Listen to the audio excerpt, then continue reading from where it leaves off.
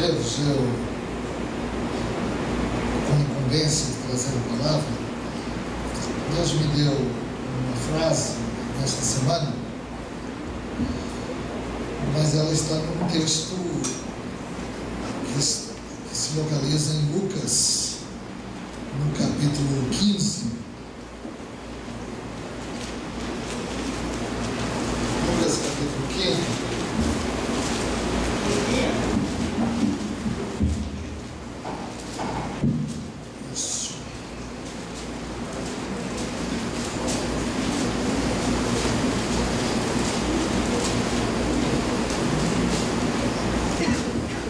Amém? Antes de ler, hoje eu tive o privilégio de participar de um momento, a meu ver, delicioso, porque eu comprei um pacu. Pacu não de cativeiro, pacu do rio mesmo. Uma delícia, né? Minha mulher fez esse pacu assado. Nós podemos nos assentar à mesa, toda a minha família. E aí ela é muito delicada para comer. Você sabe que comer um peixe não é fácil. Embora ele seja delicioso, mas um peixe, mesmo tendo sua carne suculenta, suas fibras sejam sólidas, o peixe do rio mesmo, ele tem muitos espinhos. Então tem que ter uma arte, tem que se comer devagar, tem que se cuidar muito. Eu coloquei até esse óculos meu, que esse óculos é estritamente para ler, que tem um grau maior. Então eu, devagarzinho, eu como devagar e constante. Então devagarzinho fui vendo, observando e tirando os espinhos. Mas muitas vezes, quando colocava um pouco de carne à boca, sentia que veio um espinho também. Eu tirava, mas nunca engolia de uma vez. Tive toda a paciência para ir me alimentando. Mas a minha esposa, ela foi ali com toda a sua delicadeza, mas teve um momento que ela ficou ali, não sei que ela engoliu sem prestar muita atenção, e um espinho veio e ficou preso à garganta dela. É isso porque ela não está aqui hoje. Ela deve estar em algum destes postos de saúde com meu filho, e é para tirar esse espinhozinho. A palavra de Deus é como comer um peixe. Ela não é simples. Ela é suculenta. Mas ela é algo que choca-nos e nos incentiva. Confronta-nos, nos dá temor, até temor de medo, quando bem aplicada, e também nos dá liberdade. A palavra de Deus, ela precisa ser bem tratada. Precisa-se saber comer. Precisa-se saber comer. Estão me ouvindo? Precisa-se saber comer. Porque ela tem espinhos. E se não nos alimentarmos devidamente, poderemos ser perfurados. Poderemos criar traumas. Poderemos correr da presença do Deus vivo. Poderemos nos sentir mal. E poderemos nos sentir bem. Então, o que nós vamos e por que tanto temos relacionamento com a palavra, pelo menos deveríamos ter? A minha avó dizia, ela dizia, por que vocês vão tanto na igreja? Ela não entendia isso. Quando a gente vai à casa do Senhor, mesmo adorando, nós estamos nos envolvendo com a palavra. E mesmo quando estamos nos alimentando com a palavra, aquele que ministra a palavra tem uma responsabilidade enorme, porque não se pode dizer o que se quer dizer, mas tem que se dizer o que Deus manda dizer. E essa inflexão precisa ser muito bem ativada, para que a igreja, para que eu, para que você não nos enganemos, e para que tenhamos um evangelho puro. Então, o Espírito de Cristo falou comigo. Eu vou frisar apenas o versículo, mas eu vou ler o texto. Está em Lucas no capítulo 15, e nós vamos pensar sobre ele.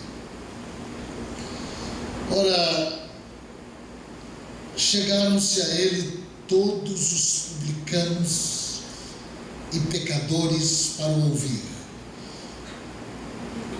E os fariseus e os escribas murmuravam, dizendo: este recebe pecadores e come com eles.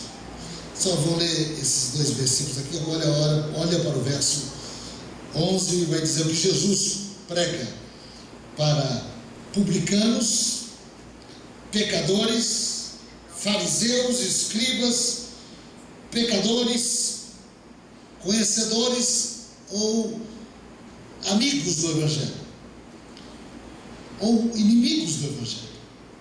Jesus conta uma historinha, uma parábola, e diz: certo homem, verso 11, tinha 2 filhos. O mais moço deles disse ao pai: Pai, dá-me a parte dos bens que me toca, que me pertence. Repartiu-lhes, pois, os seus haveres. Poucos dias depois, o filho mais moço, ajuntando tudo,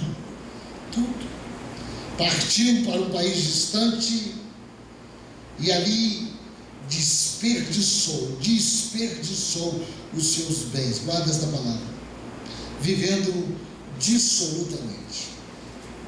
E havendo ele dissipado tudo, houve naquela terra uma grande fome, inesperada, uma tragédia, e começou a passar necessidades. Então foi encostar-se, foi abrigar-se a um dos cidadãos daquele país, o qual mandou para os seus campos a apacentar porcos, e desejava encher o estômago com as alfarrobas que os porcos comiam, e ninguém lhe dava nada. Caindo, porém, esta é a parte que eu quero frisar, caindo, porém, disse: quantos empregados de meu pai têm abundância de pão, e eu aqui pereço de fome? Levantar-me-ei e irei ter com meu pai. Aí direi: pai, pequei contra o céu e diante de ti. Já não sou digno de ser chamado teu filho, não sou digno. Trata-me como um dos teus empregados. Levantou-se, pois, e foi ter com seu pai. Estando ele ainda longe, seu pai o viu, encheu-se de compaixão e, correndo, lançou-lhe ao pescoço e o beijou. E disse-lhe o filho: pai, eu pequei contra ti, pequei contra o céu, já não sou digno de ser chamado teu filho.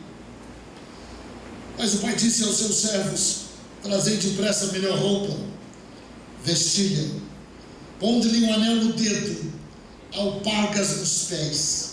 Trazei também o bezerro cevado, matai-o, comamos e nos regozijemos, porque este meu filho estava morto e reviveu, tinha se perdido e foi achado. E começaram a regozijar-se. Aleluia.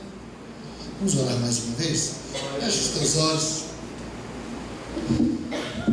Façamos o que os antigos nos ensinaram. Façamos o que os nossos pais nos ensinaram. Entre em relação com Deus, se você quer. Esta é uma noite para que nós venhamos a nos encontrar conosco. Esta é uma noite de que nós venhamos a nos deixar a nossa mentalidade, o nosso coração, a nossa alma cair em si. Esta é uma noite que a palavra de Deus precisa audissonantemente falar ao meu espírito, à minha alma, e comandar todo o nosso corpo. Peça a Deus uma palavra. Deus,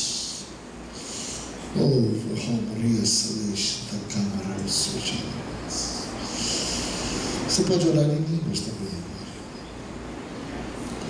Eu não sei o que é este culto para você, mas eu só sei que Deus vivo permanece reinando e operando sobre a terra.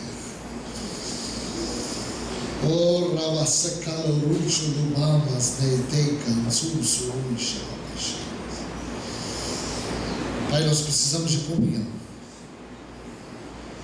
nós precisamos de envolvimento, nós precisamos de decisões, nós precisamos, Deus amado, de urgentemente penetrarmos na realidade do Senhor, na atmosfera profética deste momento.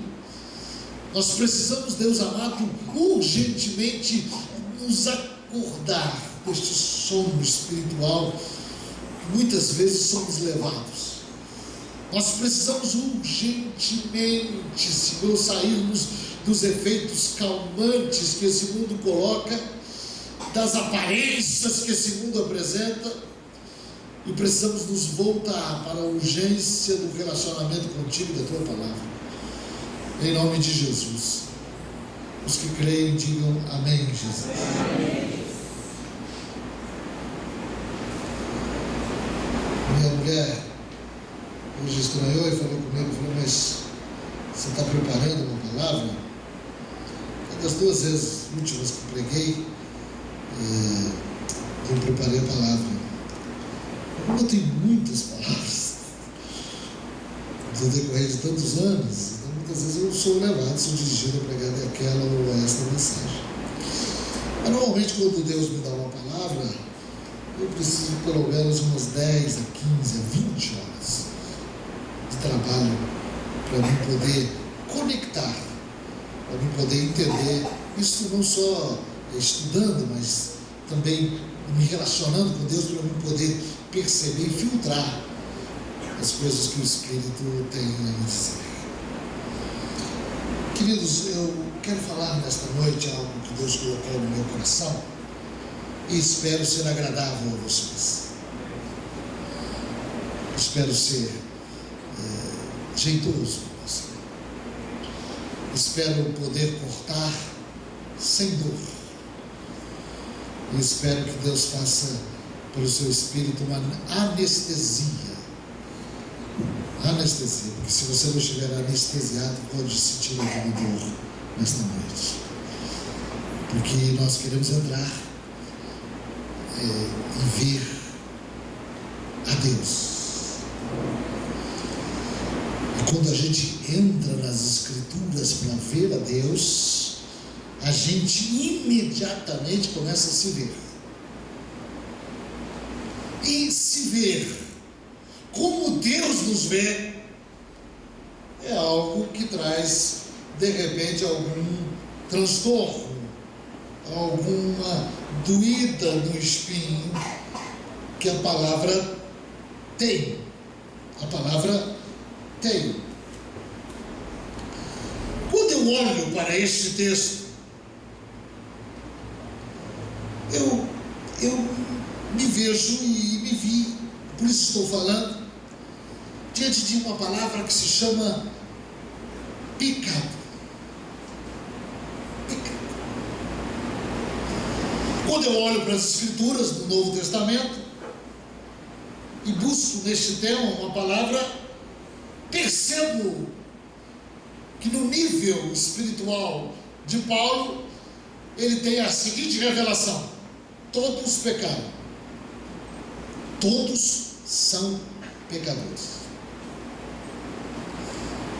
Logo, quando eu olho também para o Antigo Testamento e busco até um homem mais próximo de Deus, que viveu sobre a terra, a meu ver, olhando o Salmo 51, verso 4, eu vejo esse homem, segundo o coração de Deus, dizer: pequei contra ti somente. Queridos, nós estamos vivendo em um momento que a nossa cultura, mesmo nos meios mais envolvidos com a religiosidade evangélica, está rindo do pecado, está zombando do pecado, e está abraçando o pecado como se fosse uma virtude. Nós estamos vivendo no meio onde o bem é o mal e o mal é o bem. Nós estamos vivendo num momento de tanta confusão que a luz é trevas e as trevas é luz. Logo, para conter essa maré,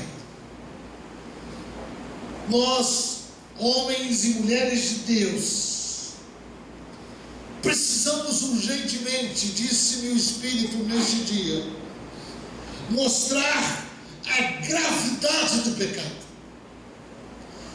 Queridos, e este ponto é um ponto muito importante, porque é o objetivo de Deus. E através do ensino das Escrituras, e através do método de Deus, eu quero mostrar para você que para que nós possamos enxergar as coisas devidamente, nós temos que entrar na visão bíblica de Deus. Ninguém consegue enxergar nada olhando para o homem. A doutrina do homem é interessante, mas ela precisa ser olhada pela ótica, pelo olhar de Deus, como quem vê a Deus. Eu preciso entender isso. Então, nesse texto que nós lemos, nós vemos aqui Jesus envolvido com várias camadas de cultura. Nós vemos aqui Jesus tendo que passar as verdades do alto para aquelas pessoas que estavam ali. Então ele conta uma história, é profético isso. Ele seria um contador de parábolas, um contador de histórias, e parece-nos que é uma história assim tão simples, mas na verdade percebemos logo que Jesus começa a trazer a ótica do Deus vivo, a verdade inerente, eterna do Todo-Poderoso.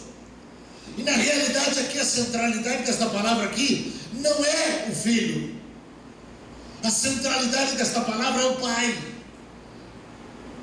Porque Jesus está revelando o Deus vivo. E Ele mostra-nos aqui algumas coisas que podíamos versar, mas eu quero mostrar aqui este Pai que imediatamente,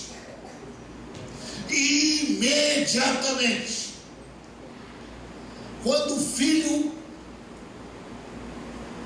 em pecado, vou ser grave nisso, em pecado, em estado de pecado.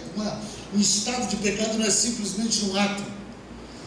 Um estado de pecado é um estado interno, é um estado de movimento no coração e que entra pela cabeça e cria uma ideologia. Este moço, ele estava decididamente entendendo que o seu pai não conferia o que era necessário para a sua vida. Ele estava entendendo que a vida deveria ser vivida de uma outra forma.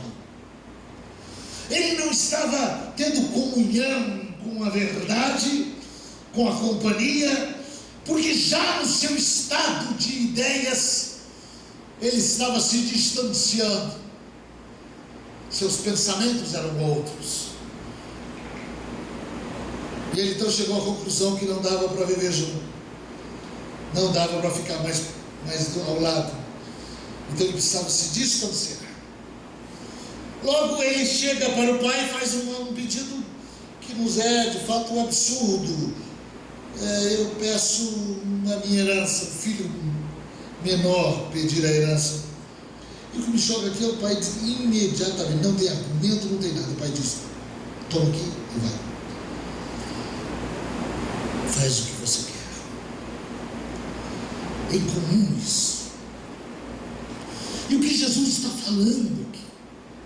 Jesus está mostrando que é uma coisa impressionante. A maneira de Deus pensar e o jeito que a humanidade filosoficamente pensa e como a humanidade se deixou levar. Como a igreja tem tido esta caminhada de se deixar levar. E de repente, mesmo que estejam presentes no coração, estão em regiões distantes, áridas, sombrias, nesse dia a dia da semana. A intenção de quem não está bem com, quem não está concordando com Deus, é distanciar. Vai se distanciando paulatinamente. Os cuidados do pai incomodam. Eu quero completa liberdade. Eu não quero ninguém que prestar contas. Eu não tenho que prestar contas a ninguém. Eu quero ficar distante, absolutamente distante. Eu preciso ser livre destas orientações na minha vida prática. A igreja me incomoda, a Bíblia me incomoda muitas vezes, mas eu vou levando. Eu quero gastar a minha vida do jeito que eu quero. A Bíblia me dá liberdade. Algo que se chama hedonismo. Hedonismo é o seguinte: viver para o seu bel prazer. É completamente oposto à vontade de Deus. Despertar prazeres e viver a sua própria vida. Isto é maligno. Isto é não se realiza assim. É o que a palavra diz. Então, o ser humano, ele está caminhando assim. Já não podemos falar muitas coisas. Os pregadores não podem falar, as pessoas abaixam a cabeça, olham para um lado, olham para o outro. As coisas estão ficando muito difíceis, porque o nosso século é século duro. Queridos, eu estou muito preocupado. Estou preocupado comigo, estou preocupado com os meus filhos, estou preocupado com a igreja, estou preocupado, não falo todos, me refiro apenas a esta igreja, estou falando todas as igrejas, porque a negridão está tão volumosa, que mesmo tendo palavras bonitas, o resultado é muito pouco. Ou quando há resultado, há muita dificuldade, há muito joio, há muita mensagem que não serve. Queridos, Deus quer agir no nosso coração. Eu sei que muitos de nós estamos passando por reveses, por quedas, por erros, por insucessos. Eu sei que muita coisa está trazendo dificuldade de nós nos chegarmos ao Senhor. Há amarguras, há sentimentos de fracasso, de pecado. Cada um tem uma direção. Se nós chamássemos, eu pastorei tantos anos na minha vida, eu sei disso, a pessoa está sentada no banco e frutífera, mas ela tem muitas orientações para te dar. Ela sabe exatamente o que fazer para o outro. Então essas coisas, queridos, estão levando a igreja a uma situação tão diversa, tão dificultosa. Sabe por quê? Porque nós estamos nos afastando do Criador. Nossa época é uma época difícil. Então por que este moço está vivendo esta humilhação tão grande? Por que quando ele busca ajuda agora, ele é mandado cuidar de porcos? Por que ele está desejando se alimentar e na hora da precisão ele não tem nada? Simplesmente porque ele foi se distanciando, se distanciando, se distanciando, se distanciando. Isso pode ter durado anos. Agora ele se vê nessa situação. Sua filosofia, sua ideologia, seu entendimento, sua precipitação, a sua vida tem um resultado terrível. Por quê? Distância. O pai ficou aqui e ele está longe. O pai, percebemos claramente nesse texto, que está sempre com um olhar no horizonte. O pai não vai atrás dele. O pai já marcou o seu coração com a sua palavra, com a sua maneira de ser, com a verdade. Mas esse homem está distante. Então está aqui nesse texto que chega um momento em que ele cai em si. Esse momento de cair em si é um momento que só pela graça de Deus e a misericórdia de Deus muitos conseguem ainda voltar. Eu estou numa caminhada de muitos anos e já vi muita gente morrer longe de Jesus. Conheço muitos pastores que abandonaram a fé. Conheço muita gente que está na igreja e estão mortos espiritualmente. Conheço muita coisa. Eu me preocupo por esse momento de cair em si. E ele caiu em si. Aleluia, essa história desse homem é maravilhosa, porque ele caiu em si, ele começou a pensar novamente. Ele começou a pensar normalmente, ele começou a pensar. E ele começou a pensar: por que eu estou vivendo desse jeito? Por que estou vivendo desse jeito? Por que está acontecendo isso comigo e com aquilo? Por que isso veio para mim? Ele começou a pensar. Ele não começou a justificar. Ele não começou a dizer por causa disso, por causa daquilo. Ele começou a pensar. E quando uma pessoa cai em si verdadeiramente, para que isso aconteça, ele tem que pensar em Deus. Todos aqui querem entrar comigo nesta visão? Digam amém, Jesus. Amém. Ele começou a pensar em Deus. Ele começou a pensar: nossa, meu pai tem tantos trabalhadores. Olha como vivem os trabalhadores. Ele está caindo em si. Ele olhou para ele, ele está olhando para o pai. Não tem como olhar para o homem sem olhar para Deus. Então ele está olhando para o pai, daí ele começa a olhar para ele. Ele fala assim: mas eu estou aqui, eu sou filho, eu estou aqui desse jeito. Ele começou a pensar: eu vou voltar. Eu vou voltar e eu vou pedir perdão, eu vou me reconciliar. Eu vou voltar. Então ele determina: eu vou voltar. Primeiro no pensamento, depois ele começa a falar: eu vou voltar, eu vou voltar, vou voltar. Queridos, o distanciamento de Deus é muito perigoso. E voltar não é fácil. Voltar para os caminhos genuínos de Deus não é brincadeira. de voltar ao primeiro amor. Voltar ao primeiro amor, aos mesmos sentimentos, às mesmas emoções, à mesma disponibilidade daquele momento que a nossa alma era como uma criança, que nós abraçávamos o Salvador, que nós saímos ali pregando para este, para aquele momento de entusiasmo. Isso é voltar ao primeiro amor. E é uma caminhada difícil, mas Jesus está dizendo aqui: é possível. Glória a Deus. Aleluia. É possível, é possível. E ele veio. E eu estou lhe dizendo aqui pelas Escrituras, como Deus te falando, é possível. Você pode. Então ele vem. E quando ele encontra o Pai, quando ele chega à presença,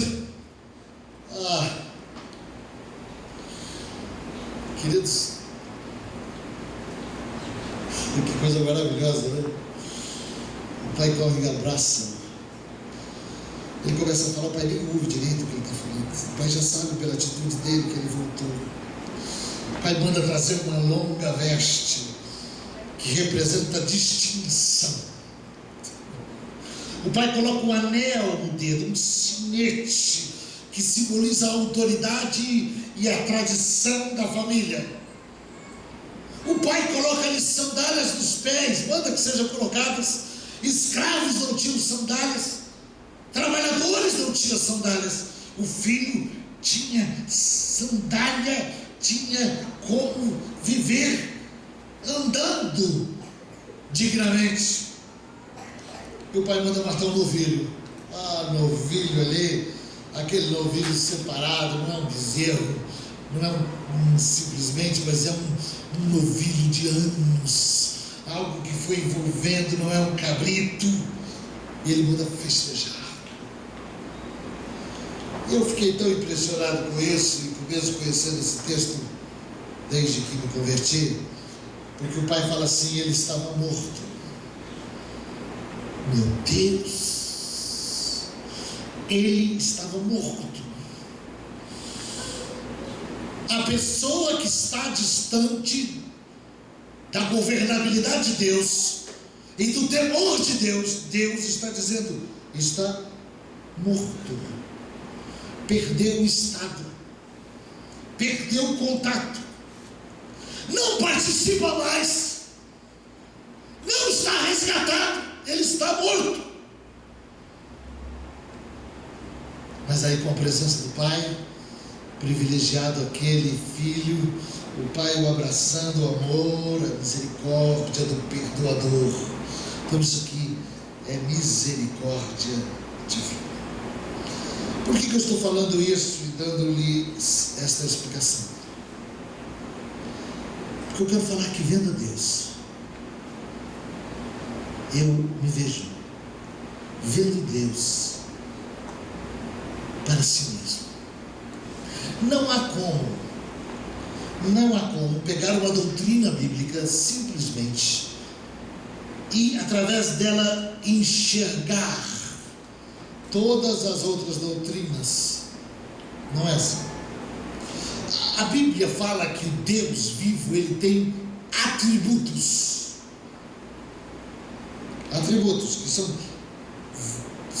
que é a pessoa, a inerência contida na pessoa. Deus tem muitos atributos.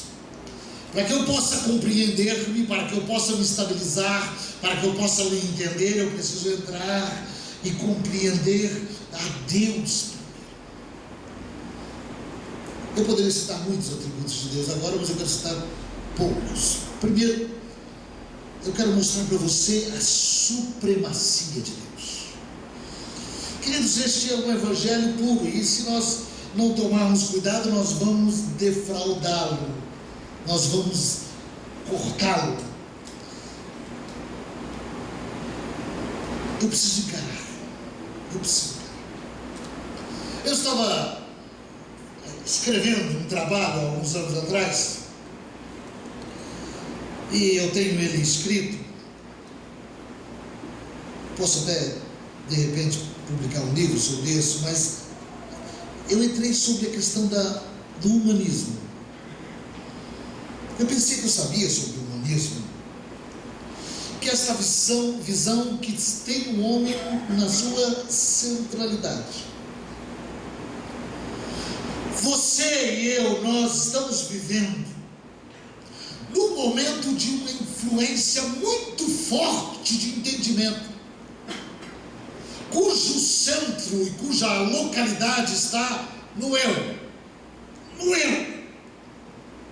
Hoje, o que se fala e quando se quer agradar, se diz: o homem é a medida de todas as coisas. Então, o que se faz para ser simpático, o que se faz agora para poder viver, é porque nós estamos vivendo um humanismo secular. Isto é, eu olho para baixo, eu vejo o homem, eu olho para cima, eu vejo o homem, eu olho do lado, eu vejo o homem. Isso tem caráter evolutivo, queridos. Eu estou me vendo no espelho, eu estou vendo-me andando, eu entro na igreja, eu estou me vendo, eu estou sentado, eu estou me vendo. O humanismo tem um rei, e o rei, por definição, é o meu próprio eu. O humanismo diz: você pode, você é capaz, tudo depende de você. É você que cria o seu próprio destino. Você é o criador de regras, você é o zelador, você é quem faz. O humanismo penetrou sorrateiramente no meio evangélico, nos mais altos níveis e nos mais baixos níveis. O humanismo religioso, ele é bem parecido com o humanismo secular. A elevação da importância do homem. Hoje a psicologia moderna que entrou e está fortemente calcada nas interpretações bíblicas, estão dizendo o seguinte: você tem que se autorrealizar. Você tem que ter uma autossatisfação. Isto é devastador. E muita gente está promovendo isso, que está ganhando a vida com isso, porque estão trazendo e volumando a cobiça. Mas a palavra de Deus, quando você olha para Deus, para se ver, você não enxerga isso. Você enxerga isso quando você olha para você para ver a Deus. Mas você não enxerga isso quando você olha para Deus para enxergar você, que é a maneira certa. Os nossos pais, as nossas lideranças espirituais, que pagaram um grande preço pela doutrina, eles deixaram isso bem claro, bem claro. Isso está nos nossos catecismos. A visão é, eu lhe pergunto, qual é o fim principal do homem? Por que você vive? Você sabe responder?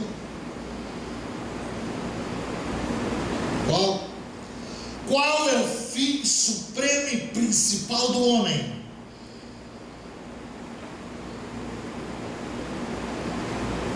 O fim supremo e principal do homem é glorificar a Deus e gozá-lo para sempre. Vamos dar uma salva de palmas para o Senhor.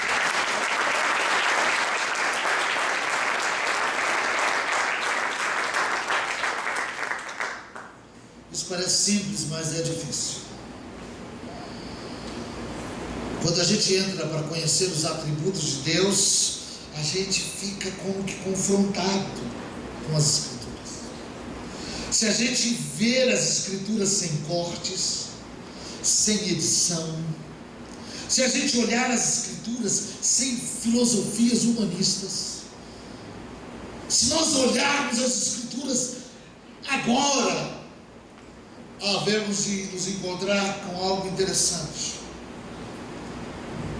Diz a palavra que o Altíssimo, Ele é Senhor de toda a terra. Isso não nos empolga. Se eu preciso pedir para você bater palma, isso não nos empolga mais. Se olharmos para as Escrituras, haveremos de nos encontrar com uma verdade tremenda, dizendo que a Ele pertence a grandeza, o poder, a glória, a majestade, tudo que está em cima dos céus e embaixo na terra. Se olharmos para o Novo Testamento e nos encontrarmos com este balbuçar do Espírito retamente orientado por Deus, nós vamos ver o apóstolo Paulo falando, porque dele e por meio dele e para ele são todas as coisas. Eu preciso me encontrar aqui com você num ponto aqui importante de um atributo de Deus, que é a soberania de Deus. Isso aqui é um canal que muita gente não gosta, não é palatável, não dá gosto, porque há um Deus autossuficiente. Hoje no nosso ocidente, principalmente no nosso ocidente berço da liberação do humanismo, o que se tem é um individualismo, cada um vivendo para si. É verdade ou não é? Quem conhece o vizinho que está do teu lado? Hoje vivemos a autonomia, individualismo, autonomia e democracia são temas sagrados para nós, são direitos inerentes, são verdades autovidentes, é a nossa relação. Isso tem coisas nobres nisso, é verdade, mas a gente confunde os nossos relacionamentos e os nossos vínculos, os nossos limites com um Deus que é ilimitado. Deus não faz parte disso. Fala para o seu irmão, Deus não faz parte disso. Isso é governo nosso. A tua relação com Deus não tem nada a ver com isso. O que as Escrituras declaram? Diz assim, que o Senhor estabeleceu o seu trono nos céus, e a sua soberania governa sobre tudo. A Bíblia diz que Ele faz o que lhe agrada em todos os domínios da sua criação. Ele faz todas as coisas segundo o conselho da sua vontade, ninguém pode dissuadi-lo. Ele faz paz, Ele cria calamidade. Não há ninguém que possa deter a sua mão e dizer-lhe o que você fez. Seu conselho permanece para sempre. Seus desígnios podem prevalecer sempre. Seu domínio é sempre eterno. E seu reino permanece para sempre, sem fim. Você fala assim, pastor Carlos, você está entendendo tudo isso? Não. O Evangelho não precisa de entender, não precisa de jeitinhos, não precisa de proteção. O jeito do Evangelho é o Evangelho, o jeito da palavra é a palavra. Deus se defende. Este é o meio e esta é a mensagem da verdadeira e genuína conversão. Já observou que nos nossos dias, em todas as igrejas, já não tem mais conversões? Eu participei,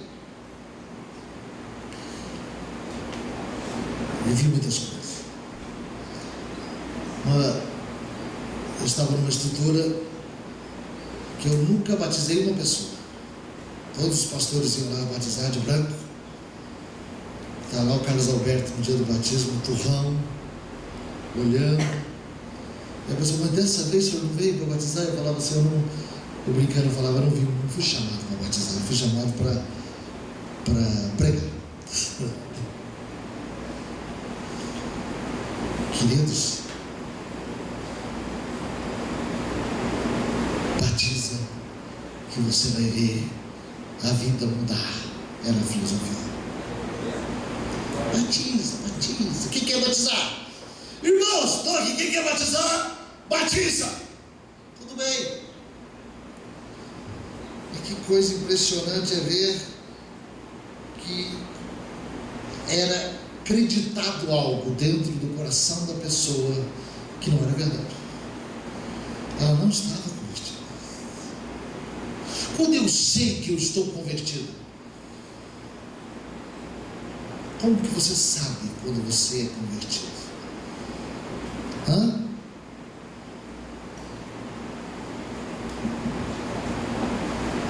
Você é convertido? Eu sou convertido? Como que eu sei isso? Queridos, os homens precisam entender nessa questão da soberania de Deus, que o pecado é muito grave.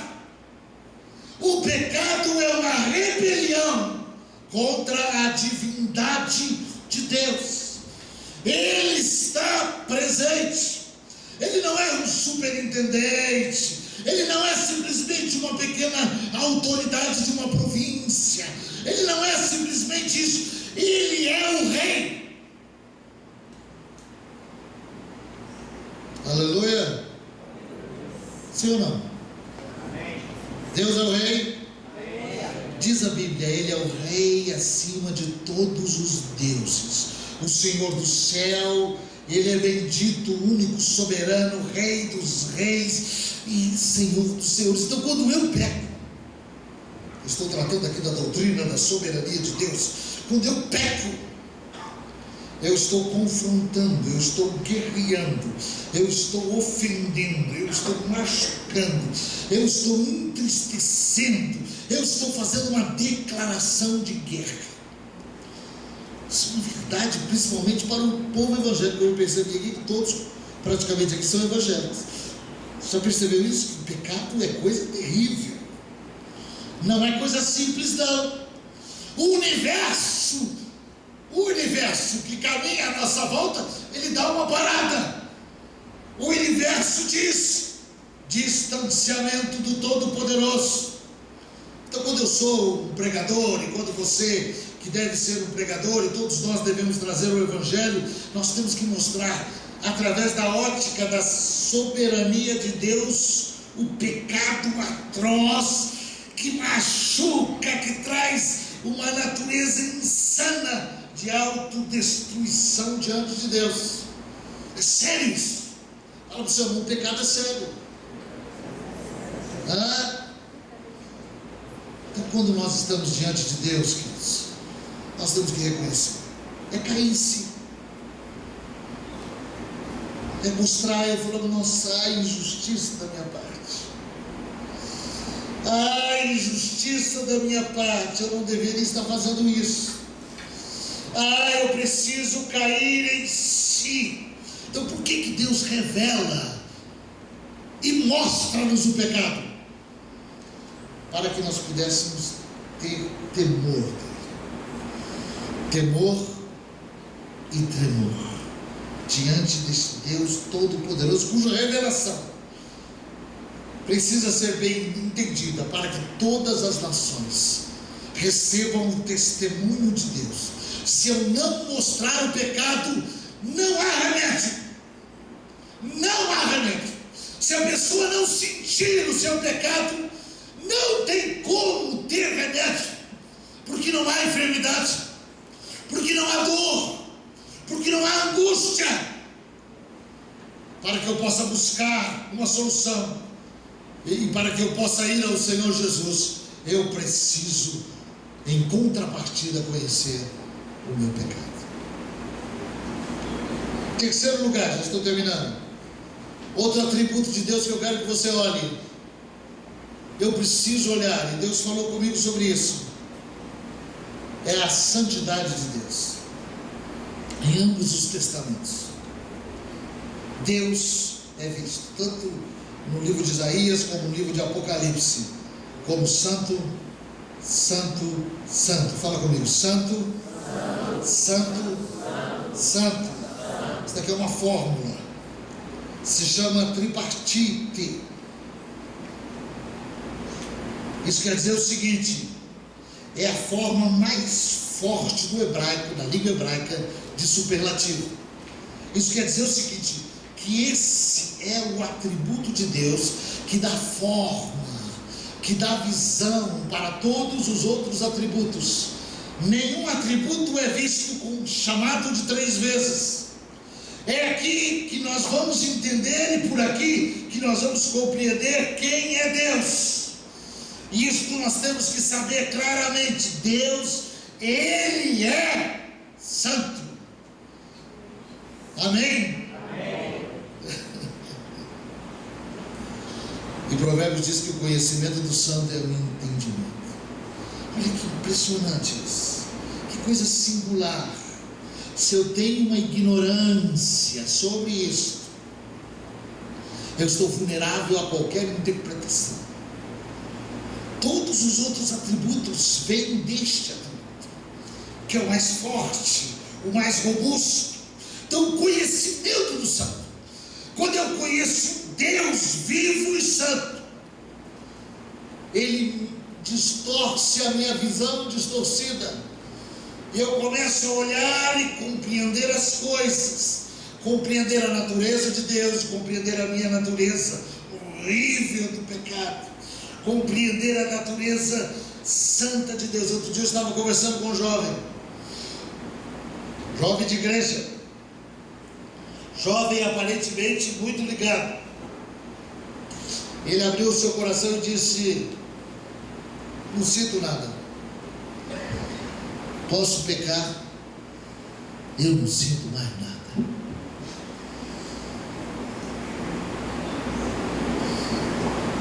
Eu me regalei.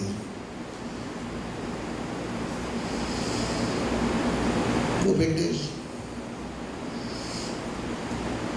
está tudo bem. Está tudo bem. Eu nem quis continuar falando com ele, estou esperando uma oportunidade, uma ocasião oportuna. Mas a palavra santo, que vem da palavra hebraica kadosh, significa que Deus, eu estou falando de Deus, é separado, é marcado, é afastado e é retirado de todo uso comum. Deus, a santidade de Deus, revela a sua transcendência. O Criador, Ele está muito acima, Ele é Criador, totalmente diferente, e Ele sustenta todas as coisas. A Bíblia está dizendo isso. A Bíblia diz que a santidade de Deus mostra a sua transcendência da corrupção do pecado. Ele é separado de tudo aquilo que é profano, que é pecaminoso. Ele é impecável, incapaz de pecar. Por isso esta é a razão dos homens devotos da Bíblia.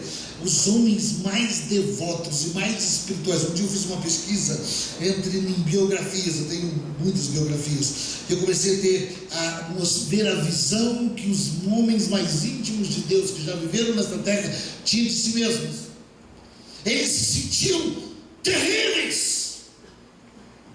Paulo disse que ele era o pior de todos os homens.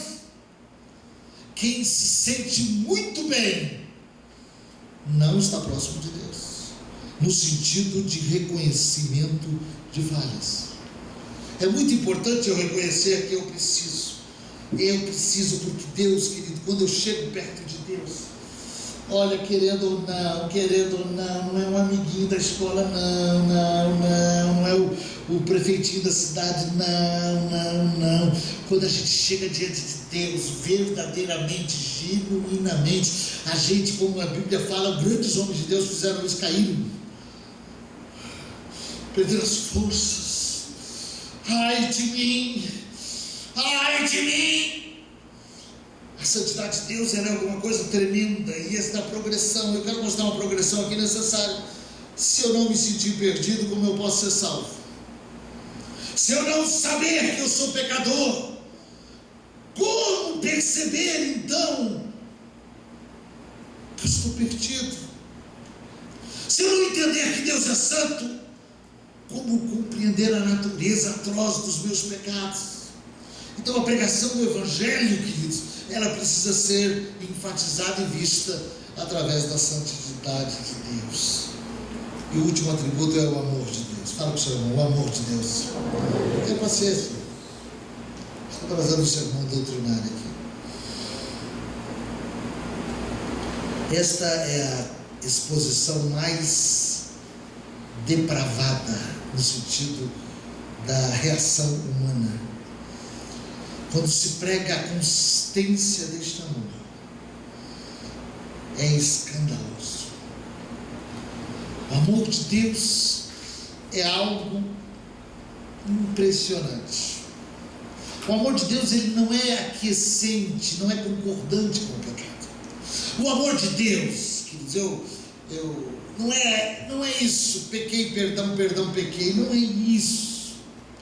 O amor de Deus está estampado, ele está declarado, ele está visivelmente apresentado. E para me receber esse amor eu não tenho mérito,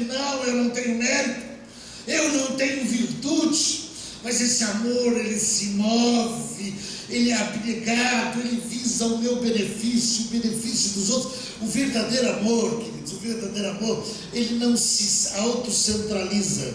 Quando você vê a operação do amor de Deus, primeiro na Trindade, você vai ver que Deus vive para Jesus, Jesus vive para Deus, e o Espírito Santo vive para Jesus. Um vai ligando o outro, não há espiritualidade, não tem mulher, não tem homem de Deus que busca a sua própria realização, que sabe o que é o amor de Deus e que está perto de Deus.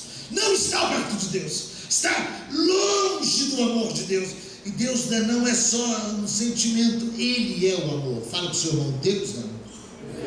É a essência dele. Ele mostra a sua benevolência, sim, pastor. Ele mostra a disposição, sim, pastor. Mas eu tenho que vir. Eu tenho que me posicionar. Eu tenho que voltar para o lugar onde eu estava. A misericórdia, a graça de Deus, ela está próxima, ela está perto, ela não está longe, ela está bem perto, ela está na nossa boca, no nosso coração, ela está pertinho de nós. Deus está dizendo: eu sou longânimo, eu tenho paciência. Mas ao mesmo tempo tem muita gente. Eu tenho uma irmã que é uma intercessora minha, sogra do pastor Adivanir, que é o presidente da nossa igreja, é uma mulher de muita oração, um profeta de Deus. E um dia eu estava conversando com ela, uma mulher muito simples, e ela é intercessora.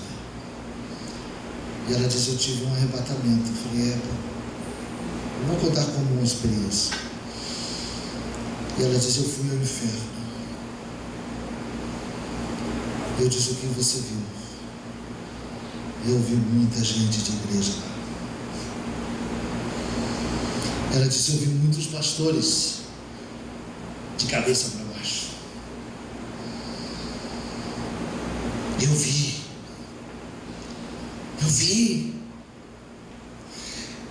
Queridos, com o pecado não se brinca. Fala comigo, com o pecado eu não posso brincar. Há um Deus todo-poderoso, soberano, aleluia. Vamos dar uma salva de palmas para esse Deus. Há um Deus todo-poderoso.